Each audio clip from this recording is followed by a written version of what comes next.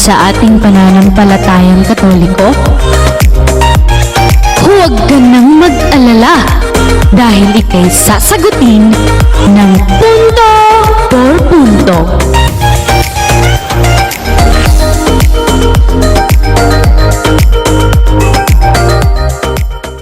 Magandang araw mga kapuntos. Welcome naman sa ating punto por punto. At may kasabihan po tayo, ignorance of the Bible is ignorance of Christ. At kasama natin muli si Kapuntos Rhea Carino at si Brother Edgar Logan ang nagdadala sa inyong magandang katanungan at mga komento. Magandang araw mga kapuntos. Father, mayroong katanungan galing kay Guren Neil. Tungkol po ito sa baboy. Mayroong tatlong talata, Father, na ating babasahin. Pakibasa po, Sister Rhea. Ito po ang unang talata na kasulat po dito sa Levitico chapter 11 verse 7. Ang baboy, biyak nga ang kuko, ngunit hindi naman ngumunguya ng pagkain mula sa sikmura. Kaya hindi ito dapat kainin. At ang pangalawang talata po, itong nakasulat dito sa Isaiah chapter 65 verse 4. Pagsapit ng gabi, nagpupunta sila sa mga puntod at nitso upang sangguniin ang kaluluwa ng patay na tao. Kumakain sila ng karneng baboy at maruming sabaw ng karneng handog ng pagano. At ang pangatlong talata po, itong nakasulat dito sa Isaiah chapter 66 verse 17.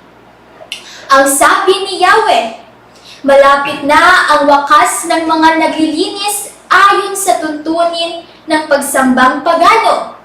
Sumasama sa nagproprosisyon patungo sa mga sagradong hardin at kumakain ng karne ng baboy, daga at iba pang hayop na marumi. So, linaw na linaw, Father, na bawal ipakain ng baboy. Bakit nilabag ninyo ang nakasulat sa Biblia? Ano po ba ang iyong kasagutan, Brother? Ito po ang ating paglilinaw, Kapuntos na Jerry, sa maganda mong katanungan. Unang-una, sa Old Testament, bawal talaga na kakainin ang baboy. Pero sa New Testament, Kapuntos at mga kapatid, hindi na po ipinagbabawal. Atin mo nang babasahin ang Mark chapter 7, verse 15, 19. Mark chapter 7 verses 15 and 19. Walang pagkain na pumapasok sa bibig ang nagpaparumi sa tao, kundi ang lumalabas dito, sapagkat hindi naman iyon pumapasok sa kanyang puso, kundi sa tiyan, at pagkatapos ay idinudumi. Sa ganitong paraan ay pinahayag ni Jesus na ang lahat ng pagkain ay maaaring kainin. Klarong-klaro ng mga kapuntos na walang pagkain na pumasok sa bibig na nagpaparumi ng tao. So, kapag kakainin mo yung baboy, sabi ni Kristo, hindi na yan makakarumi sa atin. Dahil pumasok lang yon.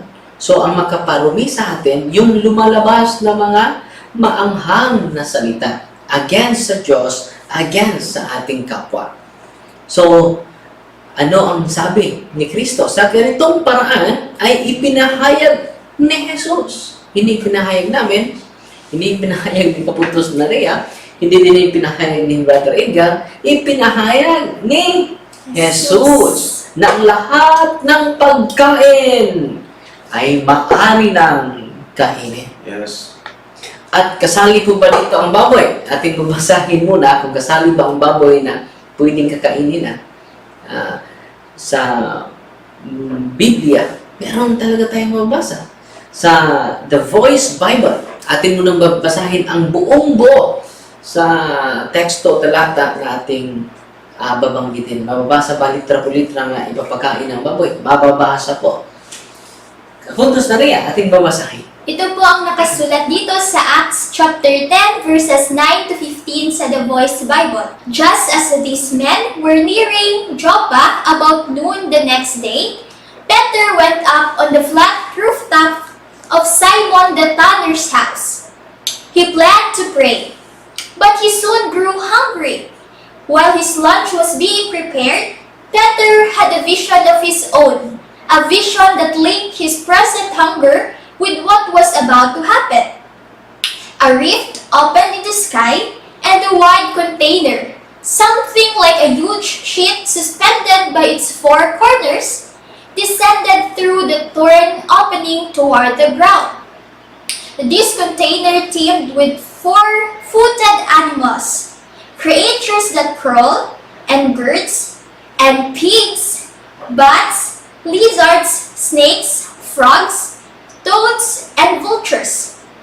A voice said, "Get up, Peter, kill, eat." And Peter answered, "No way, Lord.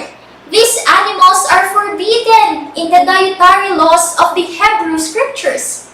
I've never eaten non-kosher foods like these before. Not once in my life."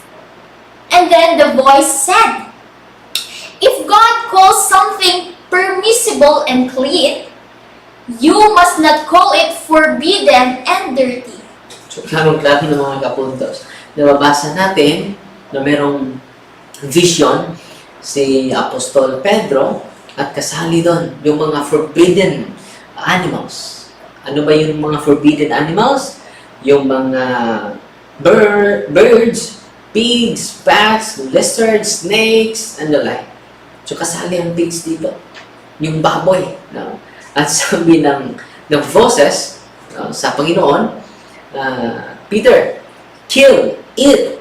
And Peter answered, "No way, Lord. These animals are forbidden in the dietary laws of the Hebrew scriptures." Ito po ay pinagbabawal na mga hayop na dapat hindi ito kakainin. Pero anong sabi naman ng ating Panginoon? If God calls something permissible, ipinahintulot na, permissible, and clean, nililinis na, you must not call it forbidden and dirty. So, klaro-klaro mga kapuntos na kasali ng pagkain.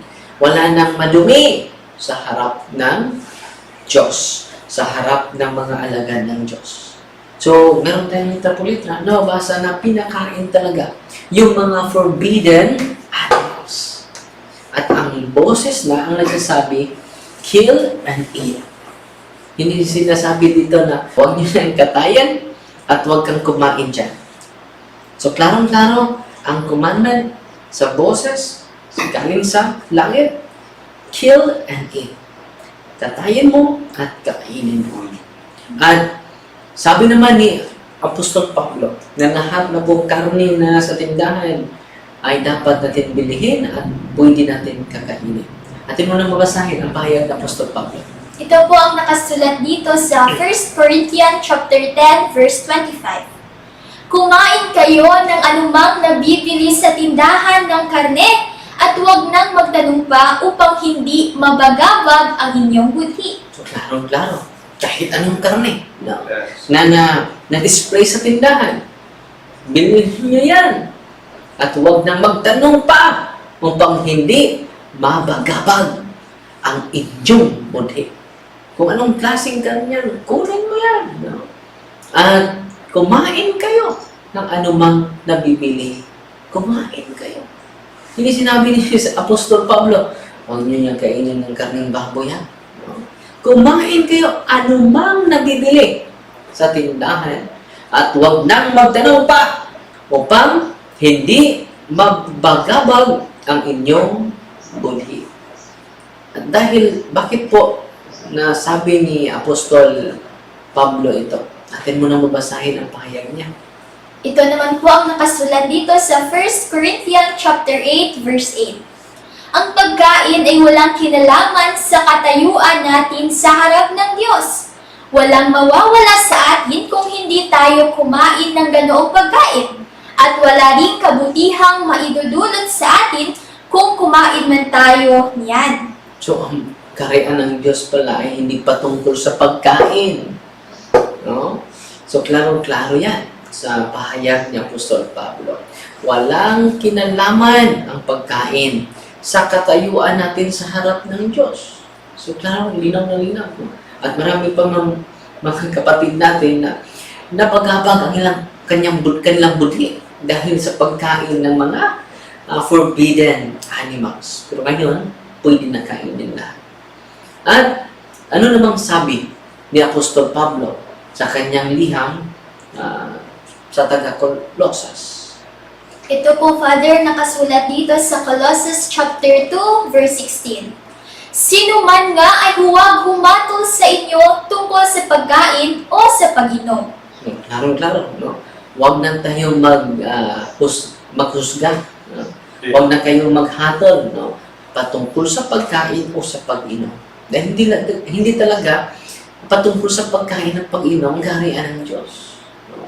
Yun po ang highlight ni Apostol Pablo patungkol dito. At ano naman ang kanyang sabi sa mga Hebrew? Nakapuntos na rin. Ito po ang nakasulat dito sa Hebrew chapter 13, verse 9. Huwag nga kayong padalas sa mga turong sari-sari at di kilala, sapagkat mabuti na ang puso ay pagtibayin sa pamamagitan ng biyaya, hindi sa pamamagitan ng mga pagkain na di pinakikinabangan ng mga nagabala sa kanila. So, klaro-klaro mga kaibigan, hindi na tayo makikinig sa mga turo lang na hindi galing sa mga apostol. Sapagkat mabuti na ang puso at pagtibayin sa pamamagitan ng mga biyaya, yung mga panalangin.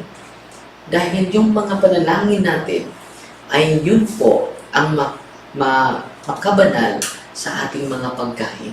Atin mo nang babasahin ang liham ni Apostol Pablo kay Timoteo. Ito po ang nakasulat dito sa 1 Timothy chapter 4, verses 4 to 5. Ang lahat ng nilikha ng Diyos ay mabuti at walang dapat ipalagay na masama. Sa halip ay dapat tanggaping may pagpapasalamat sapagkat ang mga ito'y nalilinis ng salita ng Diyos at ng panalangin. Klaro mga kaibigan, lahat ng nilikha ng Diyos ay mabuti at walang dapat ipalagay na masama. Sa halip ay dapat tanggaping may pagpapasalamat. Sapagkat ang mga ito'y nililinis na ng salita ng Diyos at ng ating panalangin. So, kapag mayroong mga pagkain dyan, sa pamagitan ng salita ng Diyos at sa pamagitan ng ating mga dasal, maging banal po ang mga pagkain, maging malinis po ang lahat na inihain sa ating harapan. Amen. So yan po ang ating punto por punto na sagot sa maganda ninyong katanungan. Fight Team Maria, tatak CFD with a humble heart.